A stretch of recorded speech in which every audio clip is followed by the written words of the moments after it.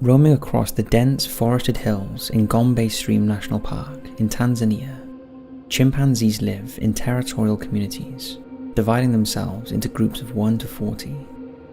In the north you had the Kasakila, and in the south the Kakombe and the Makenka. A few years prior to 1974, territorialism between these groups was witnessed by Jane Goodall, an English primatologist and anthropologist who had been researching chimpanzees in the area since the 1960s. Chimpanzees were known for their territorial behaviour, but Jane and researchers never thought to the extent that would soon become apparent. In fact, prior to 1970, chimpanzees were considered friendly and peaceful. The ensuing war would be the first time that any chimpanzee had been seen to deliberately kill a fellow chimp, but not only kill, but do so callously and then celebrate afterwards. Before the war, we must go back to 1971. In 1971, the alpha male leader of a chimp community called Leakey died. With Leakey's death, the community needed a new leader. Humphrey, a strong male chimp who almost killed a researcher, Dr. Wrangham, by hurling a large rock at his head, became alpha. But Humphrey was no Leakey, and over time the community began to turn sour. Two chimps in particular started causing trouble, brothers Charlie and Hugh. Over the next few years, the whole Gombe group would divide itself into two, those who supported Humphrey and those who took Charlie and Hugh's side. Charlie and Hugh, with their community, headed south to form the Kahama, consisting of brothers Hugh and Charlie, Godie, Dee, Goliath and Sniff, while Humphrey stayed in the north with the larger part of the original group and became known as the Kasakila group, consisting of alpha male Mike, Satan, Sherry, Everett, Rudolph, Jomio and Figan. Nothing out of the ordinary in the animal kingdom.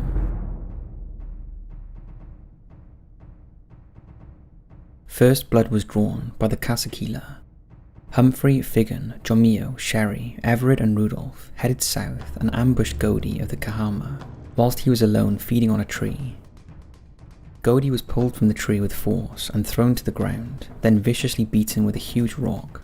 He managed to crawl away from his attackers, but he was never seen again.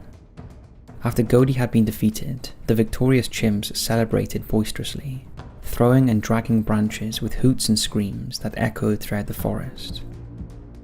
Over the next 4 years, the Kasakila carried out merciless attacks on the Kahama group with no real reasoning.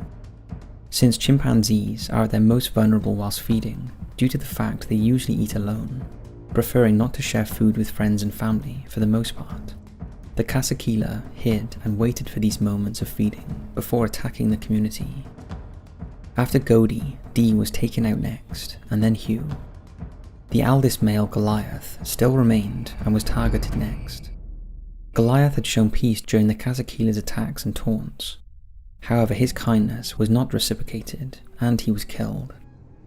With only 3 males remaining, Charlie, Sniff and Willy Wally, Charlie was killed next.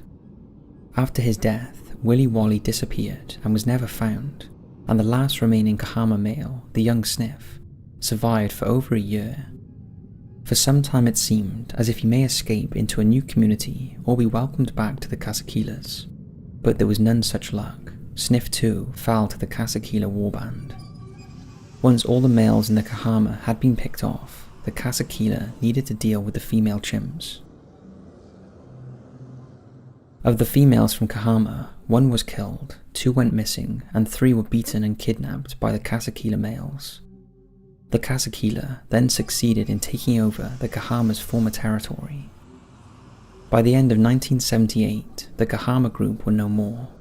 Their females and their territory belonged to the Kasakila. Never before had anything like this been seen in the wild. But there was no happy ending for the Kasakila community.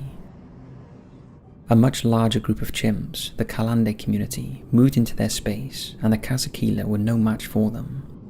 They retreated back to their original territory where they had come from, handing over the Kahama area to the Kalande.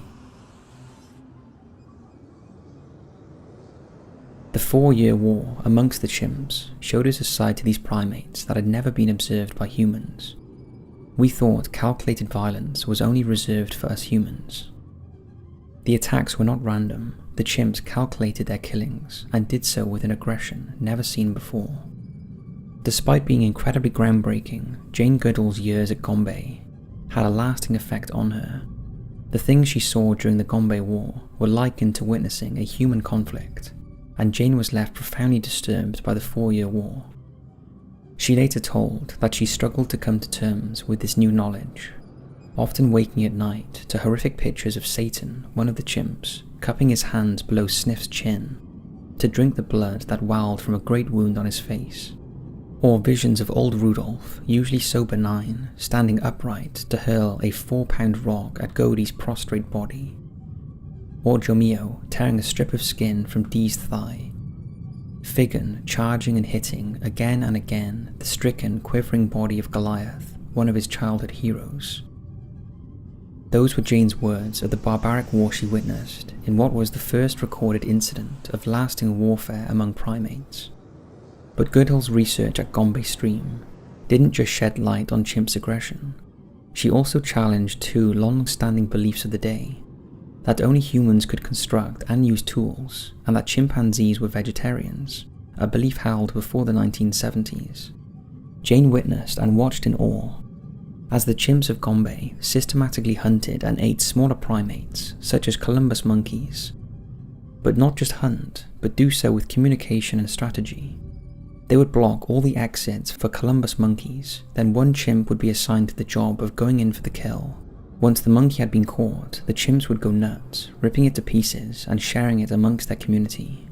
This alone was a major scientific find that challenged previous conceptions of chimpanzee diet and behavior.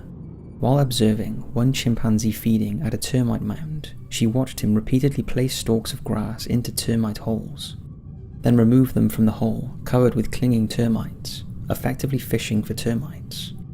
The chimps would also take twigs from trees and strip off the leaves to make twigs more effective, a form of objective modification, that is, the rudimentary beginnings of toolmaking. Humans had long distinguished ourselves from the rest of the animal kingdom as man the toolmaker, but this proved that this was no longer the case. But the most harrowing account of all was the fact that the chimpanzees were using tools to inflict damage and death, hurling rocks and sticks at their fellow friends. Showed Jane and all the researchers a side to chimpanzees that had never in the history of the world been witnessed. In what became known as the 4-year Gombe Chimpanzee War,